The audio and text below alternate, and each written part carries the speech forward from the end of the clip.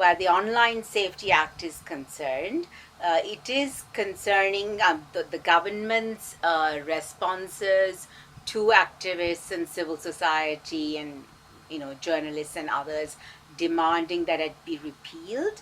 The government's response has been that it will amend it.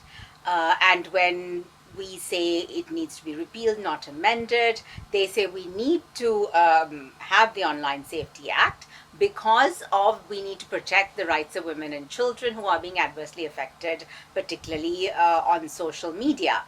But if we need that, then we should draft a separate law for that. And a lot of work has already been done in that regard. Many civil society organizations, groups have come together. So that can be a basis, a starting point for the government. Where the Online Safety Act is concerned, it has very few, I think only about 2 or 3 provisions related to women and children. So why would you bother amending such a human rights deficient law that barely has any provisions to protect women and children, instead of repealing that and enacting a new law if required? Where the Prevention of Terrorism Act is concerned, it is even recently, I think it was last week, a young man who posted pro-Palestinian stickers condemning the violence in Gaza had been arrested. The police then responded saying that they had not arrested him merely for pasting stickers, but that there were other elements to it as well. But to date, we do not know what these other aspects are, why they arrested this person. And the government has said that until they draft a new law, that the PTA will continue to be in effect. They have not placed a moratorium on the law. And frankly, what the PTA does, the PTA as it exists now, does not even define terrorism according to the international definitional framework. It does not do that. And the only thing that the PTA does, it gives broad powers to the police. And it also has a very lengthy period of administrative detention, which means that the detention is not under judicial oversight. So it is these factors that exist in the current PTA. So if they are saying that they need the law until they draft a new law, what they are saying is that we want the police to have these broad powers which we have seen in the past since the enactment of the PTA, powers that have been abused and used to commit gross human rights violations. Given all these factors, given the fact that the party that is in power right now has spoken against the PTA, has spoken against, protested against the Online Safety Act. Even one of the entities that filed action in the Supreme Court where the Online Safety Act is concerned, they challenged it. When they take no substantive action after being elected, what it does, it makes people distrust them, right? These people start questioning, why are they doing this? People start thinking they want excessive and abusive powers, and that undermines public trust. So if they want to maintain public trust, they want the public to view them as a government that functions with integrity and implements its promises, then what they need to do is they do need to repeal these laws. They have no excuse not to, because they have a majority in parliament. They have a majority that allows them to pass these laws. They cannot say we do not have a majority and we need the consent of the other parties. We need them to agree. Also because this is not constitutional reform. So you do not need 2/3 majority. What you need is a simple majority to pass a law.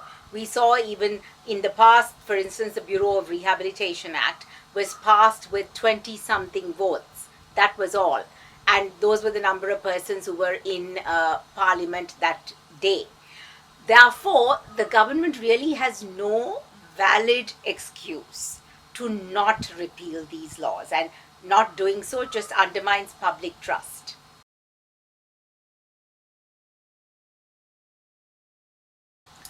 Where the emblematic cases are concerned, we can't entirely blame the government because it's the criminal justice system. We have, there are many elements to the criminal justice system. We have the police, we have the Attorney General's Department, we have the courts. And the reason that the emblematic cases have not progressed is due to one or many of these entities and the way they function. For the Attorney General's Department, for instance, is not independent because it acts as public prosecutor as well as an advisor to the government. They appear for the government when people challenge bills in the Supreme Court. So they are not independent. And so we need to bring about reform to ensure that the office of the public prosecutor is separate and independent. Therefore, we can't entirely fault the government, because if we do, what we're also saying is we want them to interfere in judicial processes. And that we really don't want any government to do, right? But what they must do is send a very clear message to all these entities that are part of the criminal justice system that they need to take proper action, that they need, for instance, the Ministry of Justice could review as to, or find out, prepare a report on why or where the bottlenecks are in each of these cases. What are the reasons for the delay? Then try to understand whether it's systemic, whether it's structural, whether it's political, whether it's incompetence, and then take action accordingly. But they do need to send a public message. The second is reform, and they claim that there are plans afoot to bring about these reforms to these institutions, like the Attorney General's Department. So they need to undertake structural, systemic reforms to these institutions that constitute the criminal justice system.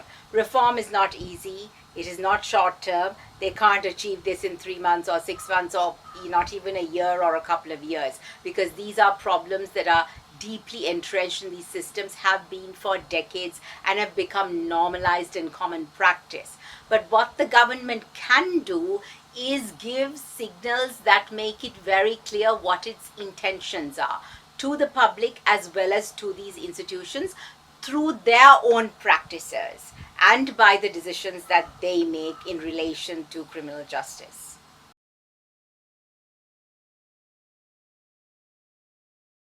The international community, regrettably, does not seem to be concerned about international human rights. And this I say based on many factors. One is that we have the International Court of Justice's, decision and orders related to Gaza, which have been disregarded by many countries. We see many countries cutting down on foreign aid, particularly assistance for issues such as, protection of human rights, women's rights, LGBTIQ rights, etc. So when we see on a global level, and this seems to be an increasing trend, such callous disregard for human rights, then when these countries take action against, violations here, or they advocate for certain actions to be taken by the government, they will be accused of hypocrisy. It also means that their advocacy, their actions, their rhetoric also loses value.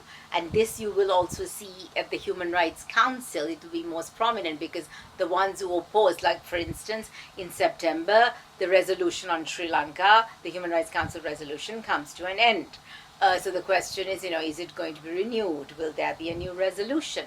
And a lot of advocacy has to be done if there is to be a new resolution. But even then, we do not know whether there will be support. There will definitely be countries that are against it. And what those countries will accuse the countries who are for the resolution of is hypocrisy, and pointing to these examples or these instances that I have mentioned. So I would not actually, at this point, what I would say is for the international community, what they need to do is that they need to respect international human rights law in general.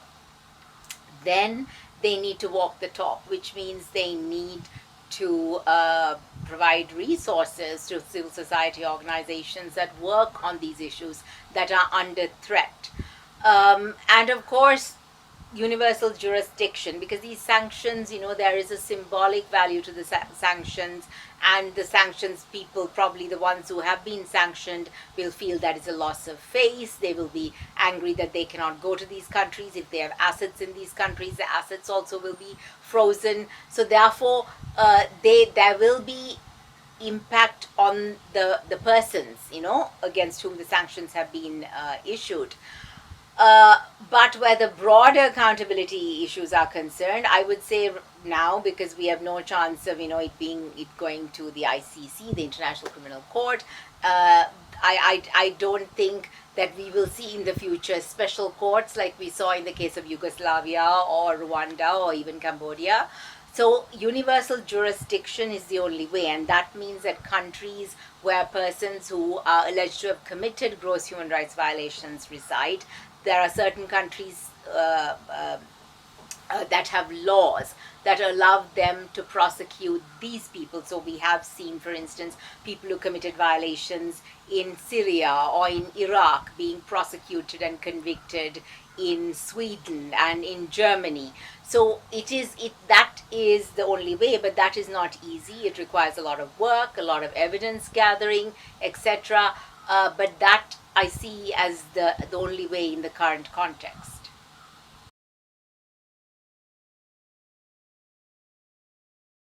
What happens with reforms, particularly related to the rights of women, and where it's about the rights of, or it's linked to community law, like the personal laws, we will find that historically the governments have been very reluctant, because those communities, or the men, shall we say, mostly the men in those communities, particularly if it's related to the rights of women, they have power, they have relationships with people in government, and also the government of the time, whichever government, also did not want to suffer adverse electoral impacts. So therefore they would always make promises which they didn't deliver on.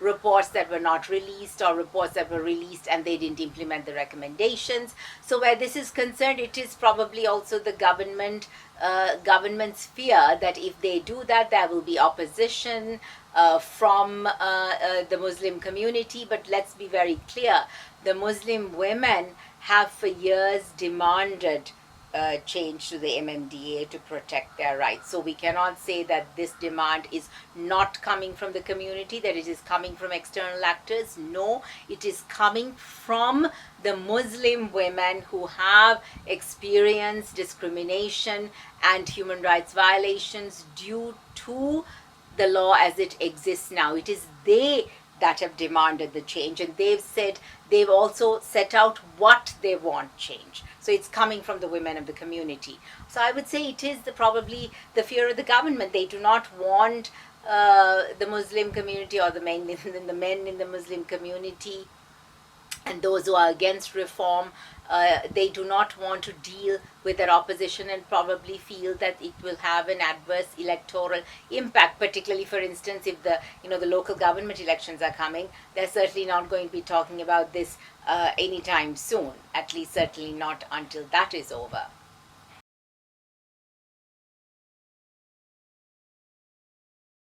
I would say, well, firstly, even in civil society, there is civil society we can't view as a monolith, because we have urban groups, we have groups in the provinces, we have large national organizations, we have community-based organizations.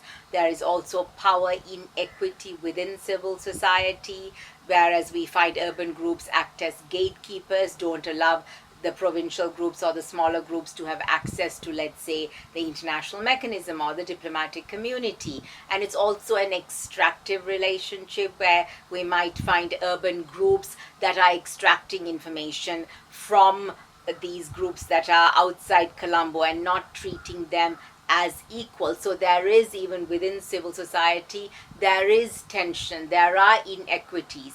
And if we want to be successful, I think civil society needs to realize it, it needs to acknowledge it, and it needs to do something to address it. We cannot be like ostriches and deny that there is also a problem within civil society.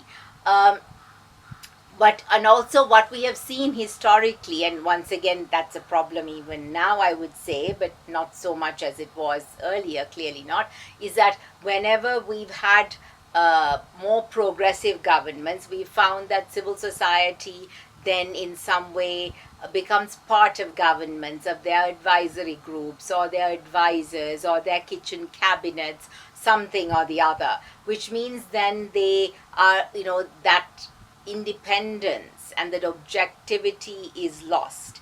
And then if the government does not perform, government does not deliver, civil society also is tainted by that, and they are tarred with the same brush, and people will say, well, you were part of the government, what did you do? You didn't do anything.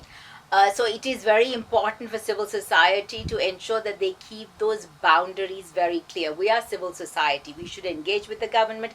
We should go and meet with MPs, even with ministers. We should write to them. We should advocate. But it's very different to being part of a close group, or a kitchen cabinet, so to speak, or to become an advisor, because then are you civil society or are you government?